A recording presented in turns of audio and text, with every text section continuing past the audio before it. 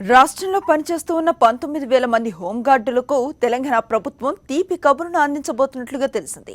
రాష్ట్ర అవతరణ వేడుకల సందర్భంగా సీఎం కేసీఆర్ హోంగార్డుల జీతాల పెంపుపై ప్రకటిస్తారని సమాచారం.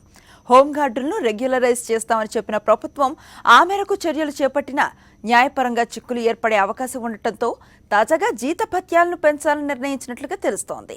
ఉమ్మడి రాష్ట్రంలో హోంగార్డుల జీతం 6,000 రూపాయలు మాత్రమే. రాష్ట్ర విభజన తర్వాత అధికారంలోకి వచ్చిన టీఆర్ఎస్ ప్రభుత్వం హోంగార్డుల వేతనాలు 2 దశల్లో పెంచింది.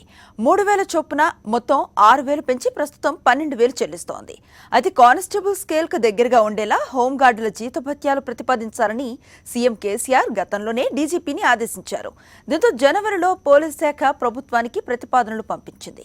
ఈ మేరకు హోంగార్డులకు 19,884 రూపాయలు చెల్లించేలాగా నిర్ణయం తీసుకోవాలని పోలీస్ శాఖ కోరింది.